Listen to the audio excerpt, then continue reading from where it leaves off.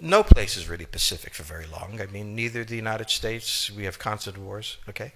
Europe will, I suspect, not return to the 31 years, but it will return to humanity. They will have their wars, they will have their peace, they will live their lives. It will not be 100 million dead, but the idea of the European exceptionalism, I think, is the one suffering the first death. There will be conflict. There was conflict in Yugoslavia, and there's certainly conflict now in Ukraine. As to the relationship to the United States, we no longer have a relationship with Europe. We have a relationship with Romania, we have a relationship with France. There is no Europe to have a relationship with. The primordial interest of the United States, over which for a century we have fought wars, the First, Second Cold War, has been the relationship between Germany and Russia, because united they are the only force that could threaten us, and to make sure that that doesn't happen. What you do, if you're a Ukrainian, is essentially reach out to the only country that will help you, which is the United States. Last week, 10 days ago, General Hodges, Commander U.S. Army Europe, visited Ukraine. He announced that U.S. trainers would now officially be coming, not just unofficially coming.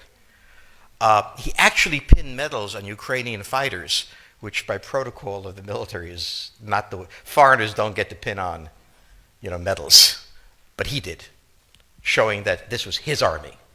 He then left and in the Baltics announced that the United States would be pre-positioning armor, artillery, and other equipment in the Baltics, Poland, Romania, and Bulgaria, which is a very interesting point.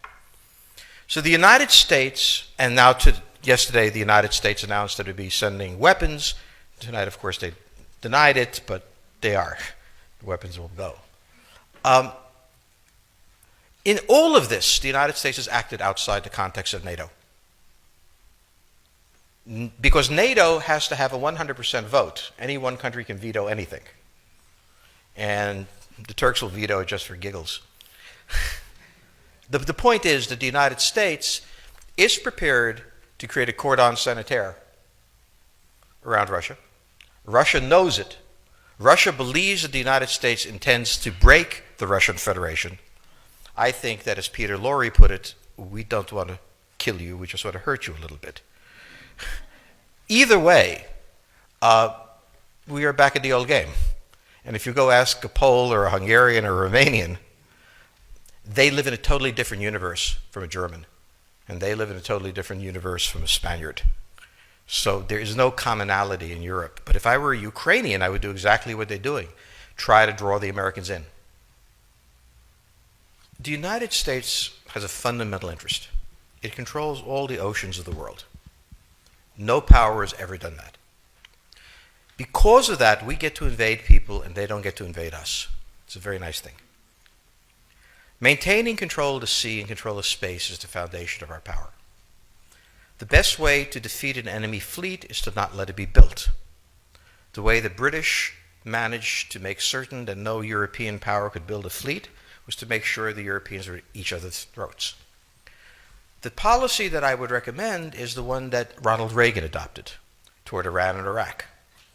He funded both sides so they would fight each other and not fight us. This was cynical. It was certainly not moral. It worked. And this is the point. The United States cannot occupy Eurasia. The moment the first boot sets the ground, the demographic differential is we are totally outnumbered. We can defeat an army. We cannot occupy Iraq. The idea that 130,000 men would occupy a country of 25 million, well, the ratio in New York of cops to citizens was greater than we had deployed in Iraq. So we don't have the ability to go across, but we do have the ability to, first, support various contending powers so they concentrate in themselves with political support, some economic support, military support, advisors, and in extremis, do what we did in Japan, in Vietnam, in Iraq, and in Afghanistan, spoiling attacks. The spoiling attack is not intended to defeat the enemy. It's intended to throw him off balance. What we did in each of these wars, in Afghanistan, for example, is we threw Al-Qaeda off balance. The problem we have, since we're young and stupid, is that having thrown them off balance, instead of saying, okay, job well done, let's go home, we said, well, that was easy. Why don't we build a democracy here? This was the moment of dementia that came in. The answer, therefore, is the United States cannot constantly be intervening throughout Eurasia. It must be selectively intervening and very rarely. That is the extreme moment. We cannot, as the first step, send American troops. And when we send American troops, we have to clearly understand what the mission is, limit it to that, and not develop all sorts of psychotic fantasies. So hopefully we've learned that this time. It takes a while for kids to learn lessons. But I think you're absolutely right. We cannot, as an empire, do that. Britain didn't occupy India.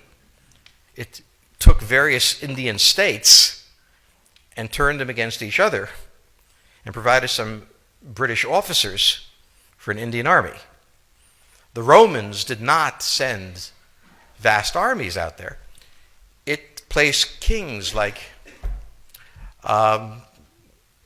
various kings it created under the emperor, and those kings were responsible for maintaining the peace. Pontius Pilate was an example.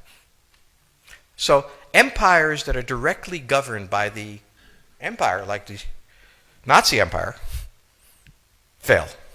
No one has that much power.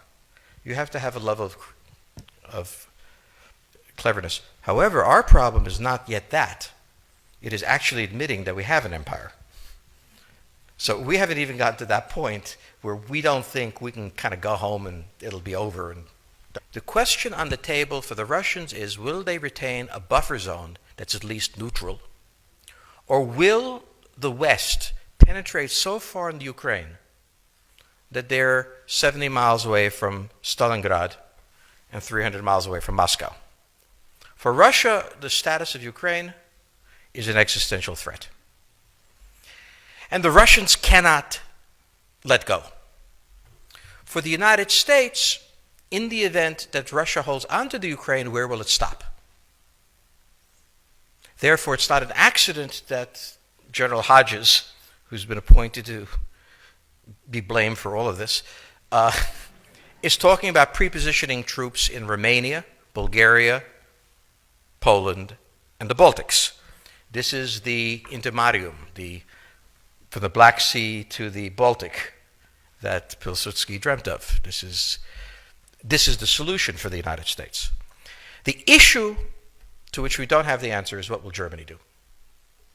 So the real wild card in Europe is that as the United States builds its cordon sanitaire, not in Ukraine, but to the west, and the Russians try to figure out how to leverage the Ukrainians out, we don't know the German position. Germany is in a very peculiar position. Its former Chancellor, Gerhard Schroeder, is on the board of Gazprom. They have a very complex relationship to the Russians. The Germans themselves don't know what to do. They must export. The Russians can't take up the export. On the other hand, if they lose the free trade zone, they need to build something different. For the United States, the primordial fear is Russian capital, Russian technology, German technology and German capital, Russian natural resources, Russian manpower, as the only combination that has for centuries scared the hell out of the United States. So how does this play out? Well, the U.S. has already put its cards on the table. It is the line from the Baltics to the Black Sea. For the Russians, their cards have always been on the table. They must have at least a neutral Ukraine, not a pro-Western Ukraine. Belarus is another question. Now, whoever can tell me what the Germans are going to do is going to tell me about the next 20 years of history. But unfortunately, the Germans haven't made up their mind. And this is the problem of Germany always. Enormously economically powerful, geopolitically very fragile, and never quite knowing how to reconcile the two. Ever since 1871, this has been the German question, the question of Europe. So to answer my faithful colleague of 700 years of empire, where Hungary and Croatia was joined, I didn't think you enjoyed that much.